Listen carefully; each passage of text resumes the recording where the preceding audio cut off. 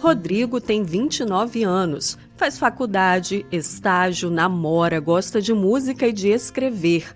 Cláudia tem 33 anos, é pedagoga, tem 3 filhos, é fluente em espanhol e ama matemática.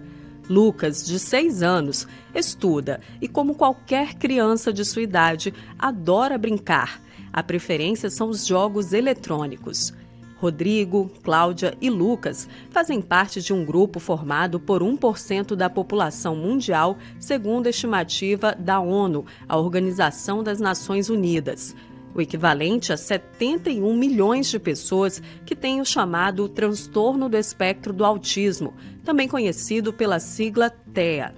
Essa é a nomenclatura adotada desde 2013 para designar o que antes era conhecido apenas como autismo, um distúrbio do desenvolvimento cerebral que compromete a capacidade de comunicação, linguagem e interação social.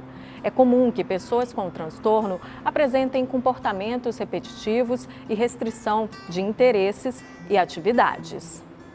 A 5ª edição do Manual Diagnóstico e Estatístico de Transtornos Mentais passou a considerar 4 quadros antes distintos como integrantes do transtorno do espectro do autismo. O documento fala em autismo, transtorno desintegrativo da infância, transtorno generalizado do desenvolvimento não especificado e síndrome de Asperger. A peça do quebra-cabeça é um dos símbolos do autismo. Ela representa a complexidade desse transtorno ainda cercado por algumas perguntas sem respostas, como, por exemplo, os fatores que causam a disfunção neurológica. Apesar de ainda não conclusivos, os estudos científicos apontam que a principal causa está relacionada a fatores genéticos. A complexidade do autismo caminha bem próximo mesmo dessa questão enigmática, né? Porque são muitos estudos, os estudos eles vêm sendo cada vez, tanto em quantidade quanto em qualidade, eles vêm atingindo níveis bem interessantes em termos mundiais. Aqui no Brasil a gente também tem alguns centros que se debruçam muito sobre o assunto, e as estatísticas vêm mostrando um aumento muito significativo na incidência do autismo, né? Antes a gente tinha uma perspectiva de 1 para 110, agora a gente tem uma perspectiva de 1 para 59. E aí, quanto mais a gente fala sobre o autismo, mais a gente percebe que, na verdade, alguém já ouviu falar, alguém tem alguém próximo, alguém na escola, porque os autistas não ficam mais só em casa. Então a gente não tem mais aquela criança isolada, a gente não tem mais não, né? Esse é o nosso sonho, mas ainda tem, mas é menos do que antigamente. São crianças que têm um padrão de interação social diferente também, né? Quando a gente fala de espectro, a gente tem exatamente essa possibilidade de um leque muito grande de possibilidades, que vai desde uma criança que realmente não tem interesse nenhum em se relacionar, até aquela que tem o interesse, procura se relacionar, mas é muito desajeitada nas relações interpessoais.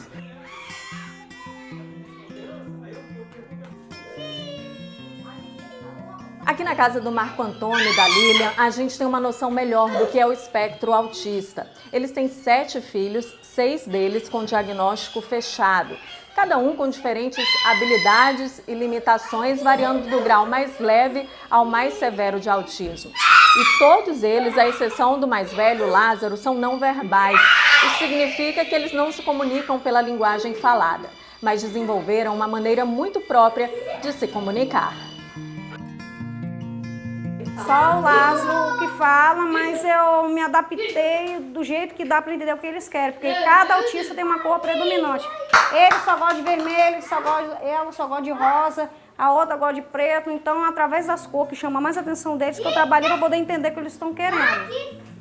O caso é raríssimo, mas reforça a estatística que aponta até 20% a mais de chance de pais com o primeiro filho autista terem as próximas crianças dentro do espectro.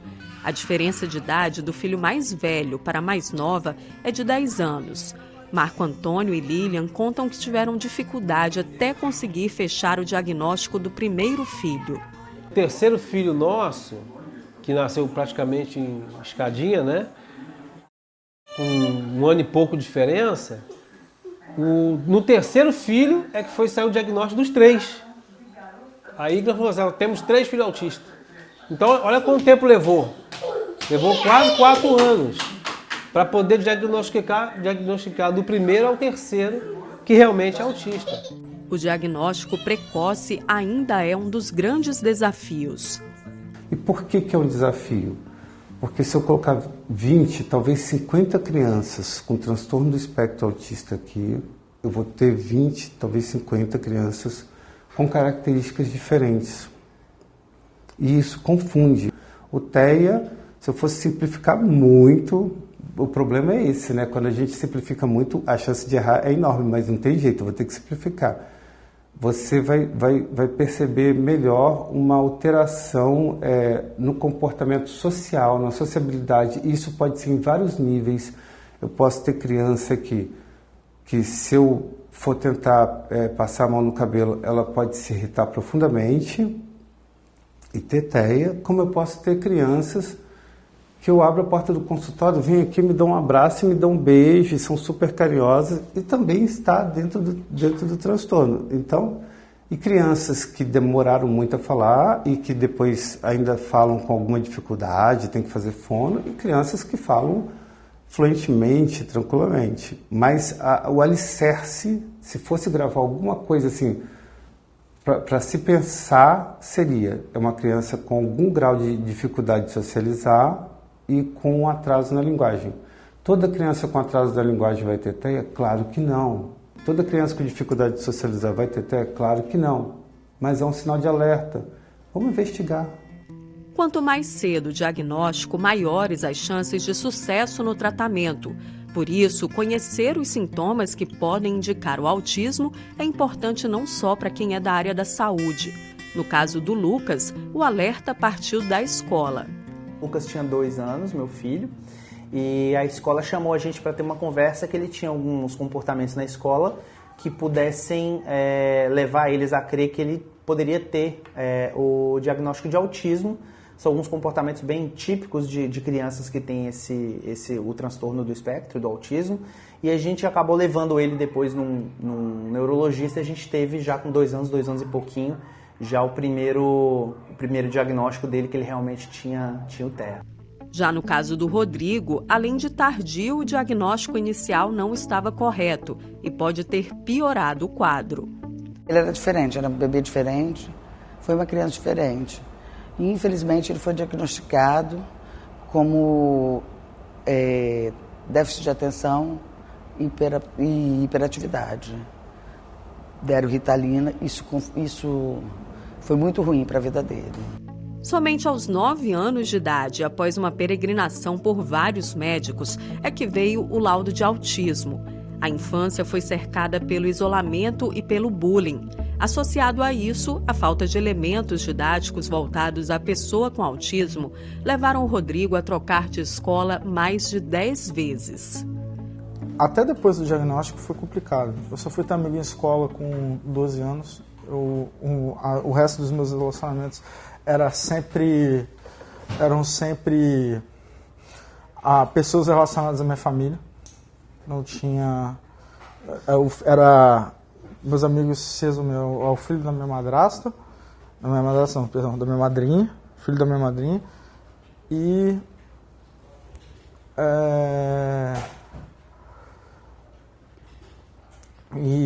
os filhos dos amigos dos meus pais. Os vizinhos do prédio também, se resumia isso. As pessoas que conviviam mais comigo, entendeu? Mas sempre tinha alguma dificuldade, porque não se sabia como que ia como agir comigo. Eu tinha crise de nervo na sala, então eu me jogava no chão,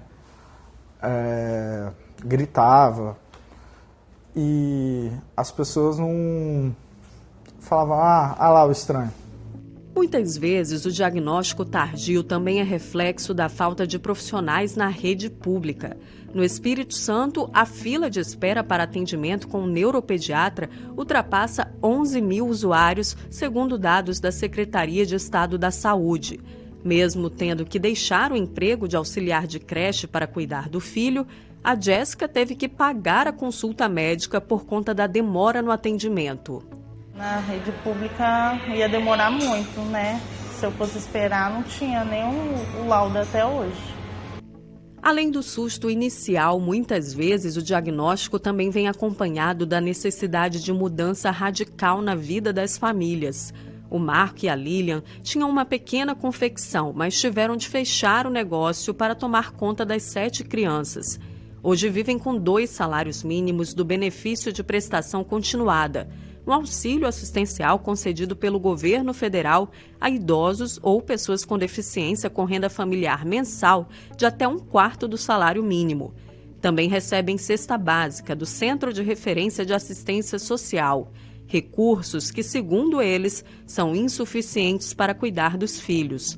Algumas vezes, o reforço vem de doações. Afinal, o benefício é para o pai, para a mãe ou para a criança? Isso que é a pergunta que fica. Porque se é para a criança, não pode misturar uma coisa com a outra. Pai é pai, mãe é mãe, a criança é criança. Porque se o pai trabalhar, ele não tem... Não tem direito. Não tem direito. Manter a rotina diária é outro desafio. Assim como em qualquer grande família, é difícil organizar essa turma. A hora das refeições é uma das mais desafiadoras para os pais. Mas eles fazem o possível para que os filhos tenham uma infância como de qualquer outra criança. Os que estão em idade escolar estudam em turmas regulares. O Marco Antônio até desenvolveu uma bicicleta adaptada com 8 lugares para levar a turma para a escola e para os passeios. Garantir inclusão e autonomia aos filhos é uma das principais lutas do casal. Eles são pequenos, a gente está podendo cuidar. Mas quando ficar maior, se eles não souberem autonomia, como é que eles vão fazer para poder lidar? Porque eu não sei se eu vou morrer amanhã. E aí, como é que vai ficar? Assegurar qualidade de vida e independência aos filhos é uma das maiores lutas dos familiares das pessoas autistas. E foi com esse propósito que nasceu a AMAIS, Associação dos Amigos dos Autistas do Espírito Santo. A entidade, fundada em 2001, oferece atendimento pedagógico e clínico exclusivamente para autistas, com foco na promoção da saúde e integração à sociedade. A AMAIS recebe recursos públicos, mas a maior parte da renda para a manutenção da entidade vem deste bazar. Outra parcela vem de eventos realizados para angariar fundos. A independência para quem tem grau mais grave de autismo muitas vezes significa aprender coisas que parecem simples, como atividades do dia a dia. Nós lutamos muito para conseguir ter a sala de AVD e ter o profissional, o terapeuta ocupacional, para criar realmente uma independência aos nossos filhos, aos atendidos, de saber como é que funciona, o que vai fazer dentro de casa a hora que nós também não estivermos aqui. Porque essa é a maior preocupação dos pais. Então, assim, essa para sentar à mesa, para comer, usar o talher, que também usa, que tem que pegar as coisas na geladeira, quando liga tem que desligar a televisão, coisas bem do dia a dia. Arrumar a cama, saber que tem que guardar dentro do guarda-roupa. A camisa, uma coisa simples, mas que para muitos é muito difícil. Fazer abotoar esses botões todos, trocar a roupa, saber que tirou a roupa, tem que guardar também. Cadarço no tênis também, que é uma coordenação, exige uma coordenação motora mais fina. Ensina isso. Era um sonho isso aqui pra gente, falo que é uma das salas que eu mais gosto daqui, justamente que vai criando essa independência. E aos poucos, com muita dedicação e perseverança dos profissionais e da família, vão aparecendo as pequenas conquistas que valem como grandes vitórias. A vitória vai chegar, né? Vai chegando aos pouquinhos, né? A gente vai vendo a vitória cada vez que ele aprende a falar uma palavra, um exercício que ele faz com o professor, o terapeuta te passando, né? Tudo de bom que está acontecendo, né? A diversidade do espectro do autismo reflete no tratamento, que deve ser individualizado e levar em conta os desafios e as potencialidades de cada paciente. Muitas vezes, o autismo vem associado a condições de saúde, chamadas de comorbidades, como distúrbios gastrointestinais ou do sono, convulsões e quadros psiquiátricos, como ansiedade, depressão e o TDAH, transtorno do déficit de atenção e hiperatividade. As intervenções quase sempre envolvem uma equipe formada por profissionais de várias áreas, entre médicos, psicólogos, pedagogos, fisioterapeutas, terapeutas ocupacionais e fonoaudiólogos. Das várias abordagens, uma das mais conhecidas é a ABA, sigla em inglês para Applied Behavior Analysis, uma ciência do comportamento humano. A Juliana é dentista e atuava na área até ter o diagnóstico de autismo do filho, o João. Foi aí que ela sentiu necessidade de estudar o assunto. A Juliana se especializou nos Estados Unidos e fundou um centro de tratamento para crianças com autismo baseado na análise do comportamento. Nós avaliamos a criança e colocamos ela dentro de um grau de normalidade de crianças neurotípicas e a gente consegue fazer um mapeamento dessa criança, do desenvolvimento neuropsicológico dela.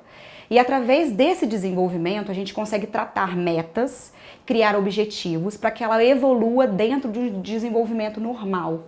E aí a gente vai trabalhando essa criança até que ela consiga desenvolver o máximo dela. A tecnologia também pode ser uma grande aliada nas terapias do autismo. O Ronaldo percebeu o interesse do filho por jogos eletrônicos e criou o JADE, sigla para Jogo de Associação e Desenvolvimento Educativo. O aplicativo capta informações de comportamento e ajuda a desenvolver as funções cognitivas das crianças. O que era apenas o trabalho de conclusão de curso virou uma importante e premiada ferramenta, que tem ajudado muita gente. Já um mês depois que eu apresentei o meu TCC, a gente foi indicado para um prêmio na USP chamado Campus Mobile, onde a gente foi campeão. A gente tem hoje 55 mil usuários ao redor do mundo, 40% disso só no Brasil, o resto espalhado por todo mundo. É muito importante que as instituições usem o JADE, e a gente sempre reforça isso quando a gente tem essas conversas, porque com os dados que a gente apresenta, eles podem fazer o tratamento de uma forma mais rápida e de uma forma mais fidedigna. Então, hoje o que acontece, como é um tratamento principalmente naqueles pacientes que não são verbais, é muito difícil mensurar o desenvolvimento desses pacientes. Então, com esses dados, você consegue realmente traçar não só a evolução que ele está tendo naquele tratamento, mas também quais as maiores dificuldades dele em determinadas áreas, e dessa forma você pode tratar. É isso que o JADE hoje oferece de maior valor. Muitas vezes, tratado apenas sob a ótica da infância, o autismo na vida adulta é um aspecto que merece atenção. Os avanços e desafios da legislação, além das perspectivas para quem tem o transtorno, são assuntos que você acompanha no próximo bloco.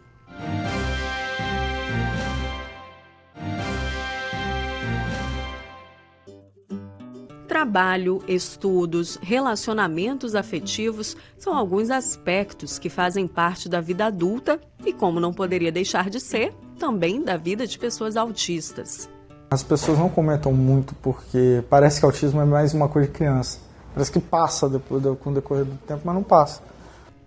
Apesar dos quadros de saúde associados ao autismo, como depressão e epilepsia, o Rodrigo tenta levar uma vida dentro da normalidade para alguém da idade dele.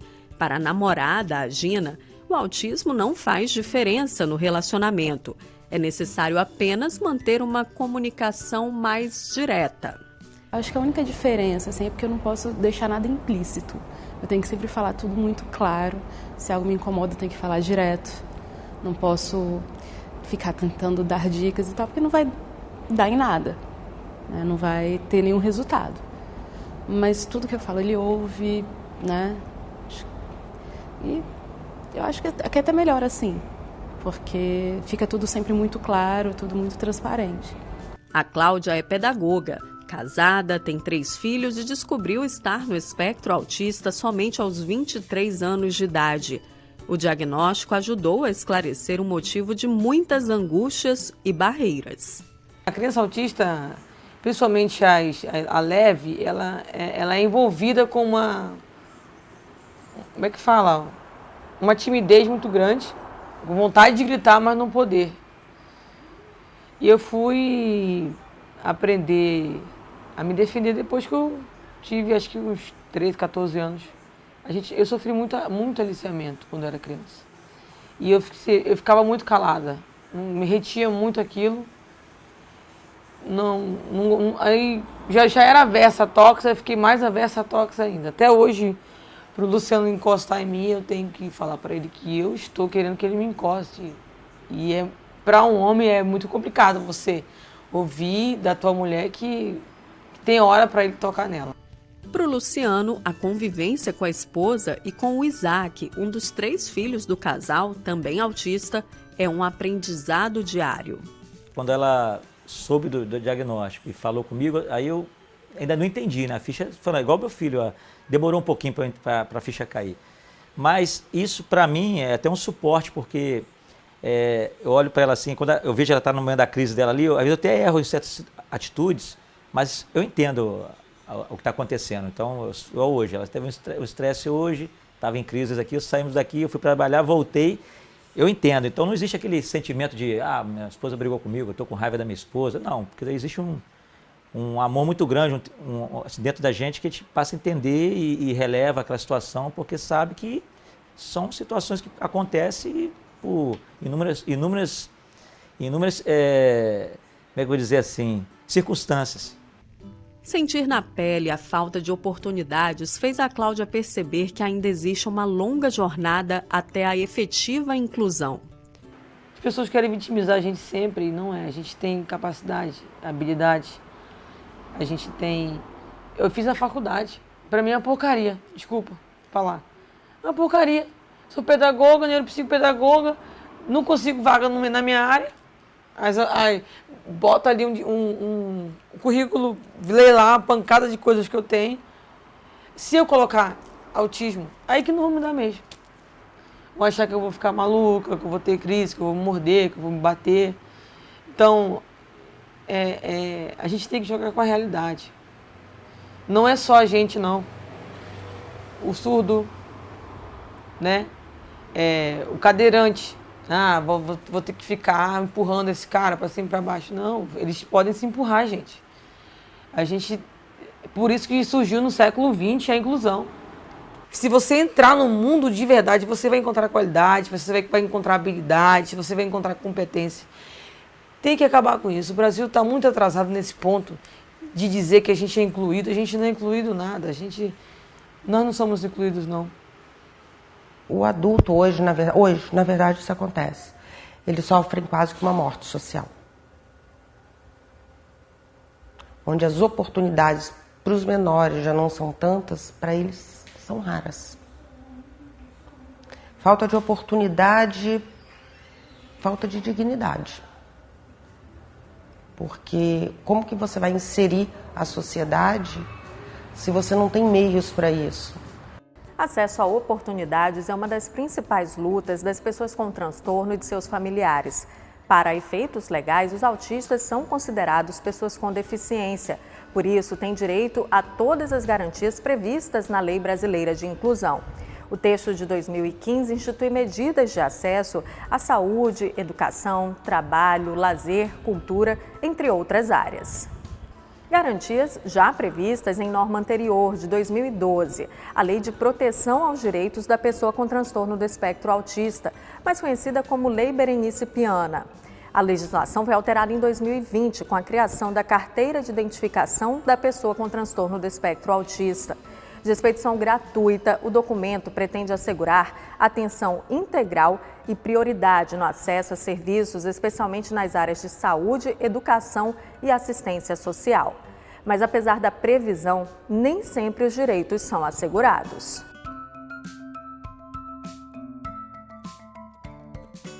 Nós temos políticas públicas excelentes, só que falta o neuropediatra, falta o psiquiatra infantil, né? Falta pediatra, falta TO, falta psicólogo. Então, eu tenho a lei, eu só não tenho o cumprimento dessa lei. E quando eu tenho esse descumprimento de lei, eu tenho uma discriminação. Porque a partir do momento que eu não dou para a pessoa com deficiência, com autismo, o que ela tem direito, eu estou discriminando.